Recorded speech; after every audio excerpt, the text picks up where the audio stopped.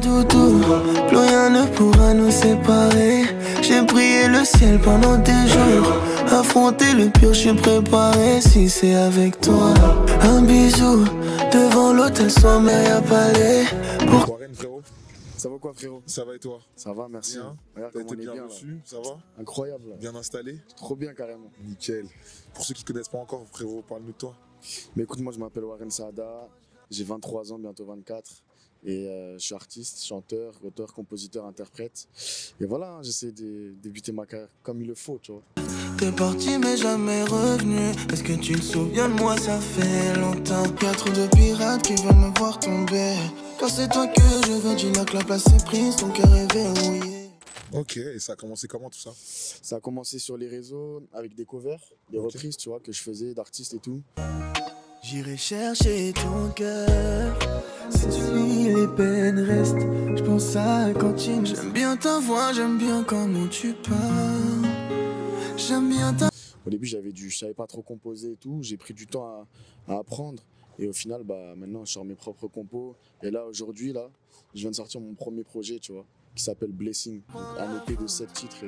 Et voilà, hein, frérot. Et ça fait quoi du coup là de commencer à concrétiser un peu tout ce travail? C'est une dinguerie. Ça fait très longtemps. Ça fait 5 ans en vrai que je bosse dur tous les jours, tu vois. Toutes les nuits surtout.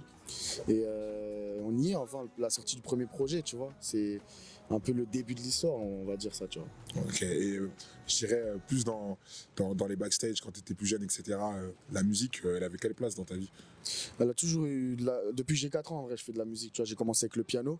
Ok. Et j'ai pas chanté tout de suite, mais en vrai ça a toujours été là, hein. Tout le temps. Quand j'étais pas bien, j'écoutais de la musique. Quand j'étais bien, j'écoutais de la musique.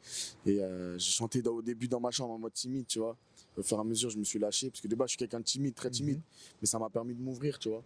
Et non, il y a plein de belles choses grâce à la musique qui m'arrive, tu vois.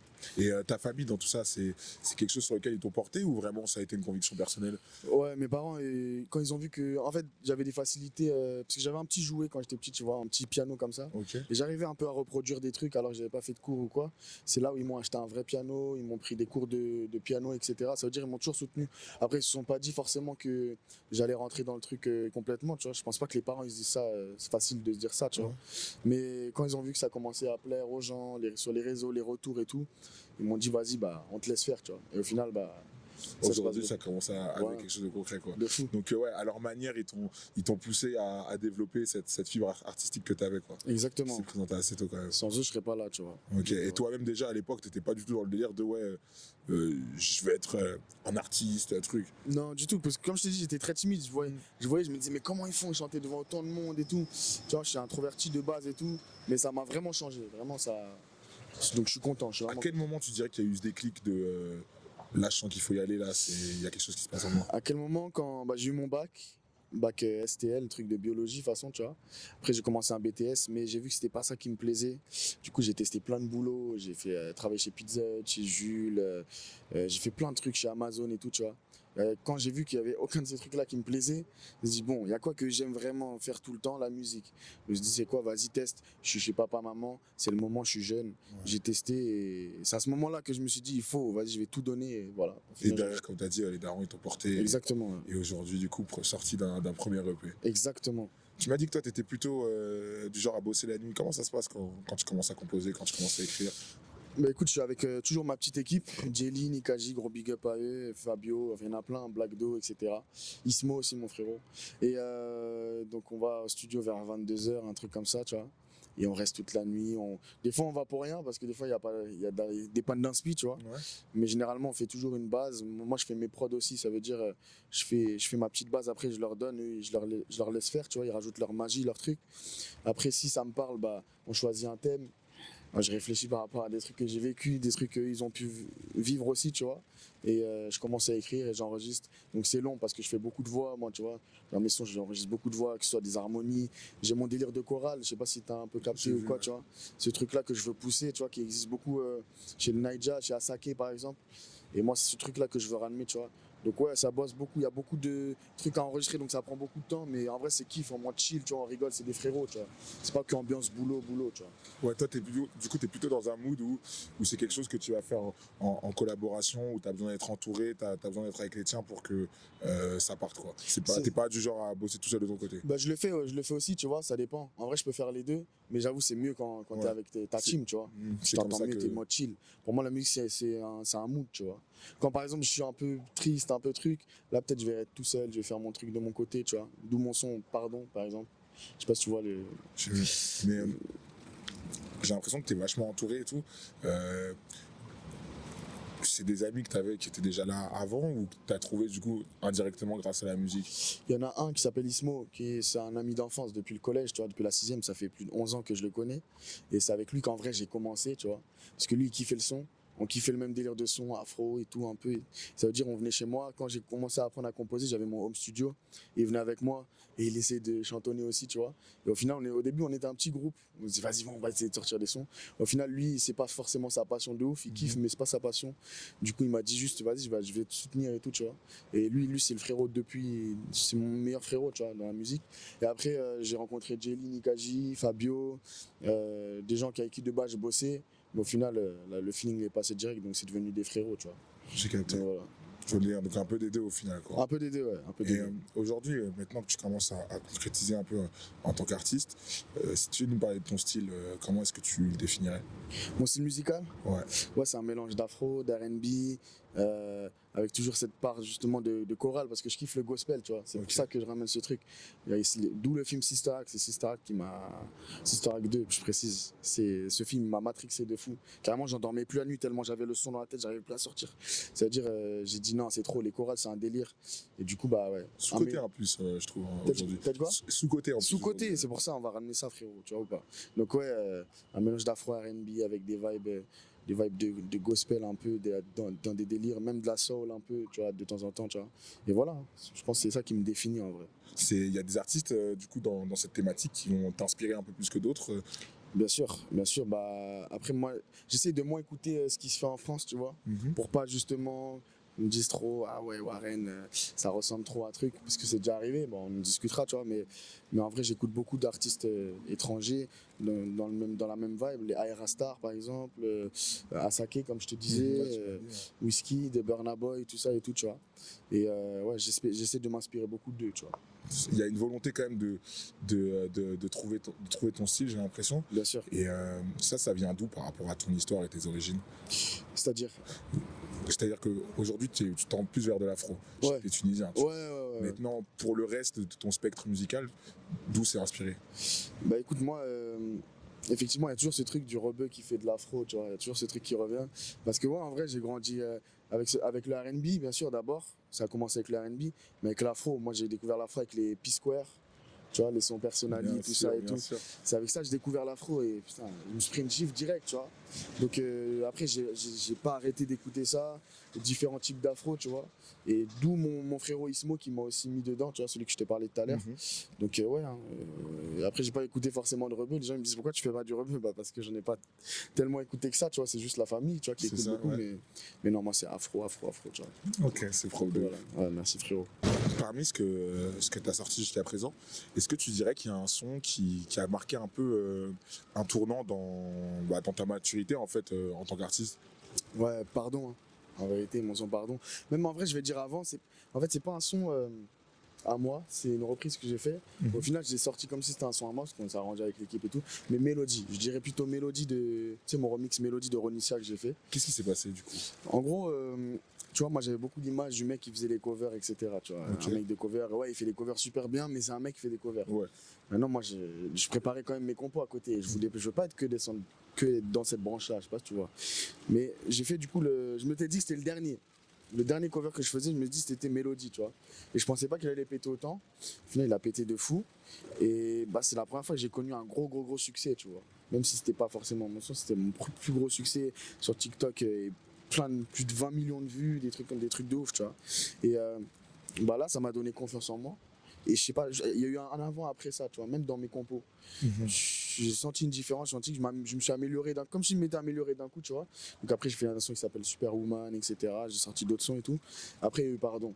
Mais je dirais la première étape, c'était Mélodie, tu vois. Ouais, c'est vraiment, ça a été l'étincelle un peu qui a lancé tout le travail qui était mis en place jusque-là, quoi. Et qui t'a donné un peu le courage de te dire, vas-y, maintenant, c'est à mon tour, quoi. En fait, je pense que la clé, et c'est ce que j'ai compris à partir de ce moment-là, c'est la confiance en soi. Quand t'as pas le retour du public, tu connais pas, t'as pas confiance en toi, t'as peur du jugement. Mais à partir du moment où t'as confiance en toi, ça va tout droit. Et c'est ça que je pense qui a débloqué ce truc-là, tu vois. Et les réseaux ont été un levier parce que du coup, ça te permet de quantifier un peu le truc, de te rendre compte de la portée, quoi. Vraiment que c'est le premier retour, tu vois. Ouais. Le premier retour, c'est les réseaux. Après, je pense que c'est la scène, tu vois. Mais parce que quand t'es sur les réseaux, tu vois des millions, des chiffres et tout, tu connais pas. Tu vois, tu sais pas ce que ça représente. Mais après, c'est quand tu vois sur scène, quand les gens ils commencent à te reconnaître. Tu es dans le métro, tu as tes écouteurs, on t'arrête, tu crois on va demander une pièce, mais en fait, non. On va te montrer ta photo et tout, c'est une dinguerie, tu vois. C'est le début et tout, ça fait trop plaisir. Ça fait quoi de vivre ça, justement? Mais c'est une dinguerie, frérot. Carrément, je suis pas encore habitué de ouf, tu vois. Mais ça fait trop plaisir. On se dit, ah ouais, on bosse pas pour rien, tu vois. Je comprends, surtout qu'on sait que c'est un milieu difficile. Ouais. Est-ce que ça soit pour pouvoir se financer, même pour commencer un tout petit peu, même par rapport à la pression que tu peux avoir par la suite. De fou. C'est vrai que c'est la plus belle forme de reconnaissance que tu peux avoir, quoi. Exactement, c'est retour sur investissement, on va dire. Tu vois. Ok, donc on en est là aujourd'hui. On en est là. Et dis-moi, pour la suite, maintenant que tu commences à y voir un peu plus clair, maintenant que du coup il y a cette confiance en soi, est-ce que tu arrives à te projeter sur ce que tu as envie de devenir comme artiste, en fait? Ce que je veux devenir comme artiste, genre au top, tu parles? Peut-être pas forcément au top, mais déjà sur les 3-4 prochaines années, tu vois. 3-4 prochaines années, en vrai, j'aimerais pouvoir être reconnu en France, avoir trouvé mon truc, avoir apporté le truc là des chorales que je t'ai dit, tu vois, qu'on disait ah ouais ça c'est Warren, tu vois, et peut-être même inspirer d'autres gens comme moi, j'ai été inspiré par d'autres gens, tu vois, et pouvoir faire des grandes salles de concert, et après ça d'abord la France et après on ira à l'international, hein. Il n'y a pas de limite en vrai. Il n'y a pas de limite. Au-delà de l'international, frérot, on va partout, tu vois. Partout, il faut aller, en vérité, tu vois. Il y a une salle, un featuring qui te ferait kiffer, auquel tu penses, qui représenterait vraiment une vraie étape pour toi, ou? Salle, c'est... En vrai, je passe tout le temps devant, c'est le Bercy, l'Accor Arena, tu vois. En vrai, à chaque fois, je me dis, ouais, un jour, ça sera moi. Je vois sur l'écran, là, les artistes, je dis, un jour, ça sera ma tête, tu vas voir. Et du coup, ouais, l'Arena. Et en feat, en vrai, je pense... T'as vu, elle n'est pas du tout dans mon style, mais j'aime trop, c'est la Rosalia. Rosalia, j'aimerais trop faire un feat avec elle. Tu vois, je pense que ça pourrait apporter un délire, tu vois. Donc ça, on va dire, mon feat de rêve, c'est Rosalia. Ouais, ok. Donc voilà. Ok, tu vois, j'aurais pas dit, j'aurais pensé à un artiste afro, tu vois. Ouais, aussi, bien sûr, hein, j'ai envie, tu vois, mais vraiment, rêve, Rosalia, parce que je sais comment c'est dur déjà de pouvoir l'attraper, tu vois, c'est pas tout le monde. Et puis même la portée qu'elle a, tout, et son style, j'aime trop, tu vois, j'aime trop. D'accord, c'est cool. Aujourd'hui, en termes d'inspi, tu te sens, entre guillemets, en panne, ou tu sens que tu es encore sous la pédale? Comment est-ce que ça se marche, le process chez toi? En vrai, ça dépend, j'adapte mes moods en fonction en gros, quand je suis triste, tu vois, je sais que je vais faire des sons tristes. Quand je suis heureux, je vais faire des sons heureux. En ce moment, je suis dans une période où je suis content. Il y a la sortie du projet et tout. Donc, je sais que si je vais faire des sons, ça sera des sons plus en mode enjaillement, plus en mode, tu vois, good vibe, tout ça. Donc, ouais, c'est vraiment en fonction de mon humeur, tu vois. Mais non, là j'avoue, j'avais fait une petite pause pendant une semaine, en vrai, de studio. D'habitude, on est tous les jours. C'est pour ça, une semaine, peut-être, ça paraît pas long, mais pour toi, ça ouais, l'est pour moi, déjà, c'est long, tu vois, c'est long. Donc là, j'attends la fin du projet, la sortie du projet. Après, direct, je retourne au studio, là. T'as déjà une vision pour le prochain, ou t'attends un peu les retours qui Ouais, en soi, j'ai déjà les sons pour le prochain. J'ai même des sons pour 3 projets, peut-être, je pense. Mais on va continuer d'en faire, tu vois. Il y a toujours des choix. Il y en a qui sautent. Au final, on fait des projets provisoires. Après, on remplace, etc. Tu vois. Mais ouais, là, j'ai de quoi faire au moins 3 projets. Ok. Beaucoup de sons. C'est bon à savoir. Maintenant, moi, j'aimerais bien savoir. T'es un artiste qui me semble assez mûr, tu vois. Ta position sur la manière dont le style musical français, notamment le rap, commence à être reconnu, c'est quoi, tu vois? Genre, comment est-ce que toi tu vois ça maintenant que tu es en train de rentrer dans cette course? Comment est-ce que tu observes toute cette dynamique qu'il y a autour de ça? Mais je trouve que le rap... Après, moi, tu vois, je suis pas quelqu'un qui écoute énormément de rap, je vais pas mentir, tu vois. Mais c'est vrai que ça sent que ça prend une place de plus en plus grande, tu vois. carrément, j'ai l'impression que ça peut prendre la place de la variété, hein, j'ai l'impression. Ouais. Tu vois. Moi, ça, c'est mon avis, tu vois. Que ce soit le rap ou le R&B, etc., c'est en train de monter. Maintenant, justement, il faut des artistes pour pousser ça. Il faut des événements pour pousser ça, comme les Flammes, tu vois, qui c'est la première édition. Donc, on va voir par la suite, mais c'est sur la bonne voie, je pense, tu vois. Ok, sur la scène rap, toi, il y a quelques artistes qui te parlent un peu Nino, fort. pour les textes ou pour Pour les textes. Après, moi, pour m'améliorer niveau texte, que j'écoutais des rappeurs un peu à l'ancienne, Youssoupha. J'ai Ok. beaucoup. Alors que de base, je suis pas trop rap, hein, vraiment, Ouais. mais juste pour apprendre et tout, voir comment il tourne ses phrases, parce que c'est très, très métaphorique, tu vois. Donc j'ai écouté, j'ai essayé de m'inspirer et tout, et ouais, voilà. Mais Nino, à l'heure actuelle, Nino, je pense. Ouais, c'est pour toi, c'est de la Ah, référence. un Nino, attention, tu vois. Attention. Attention. Attention, il est là. Solide. Il est là Très cette année. solide.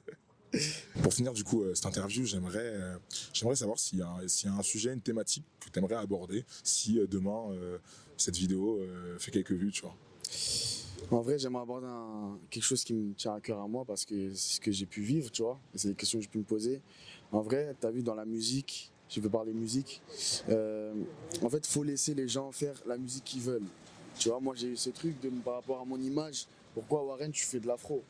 Tu vois, c'est un truc que pour moi, il y en a, ils vont parler d'appropriation culturelle, etc. Moi, je trouve pas, tu vois. Je trouve justement, ça peut être beau de piocher sur les cultures. Après, il faut le faire bien, etc. Tu vois.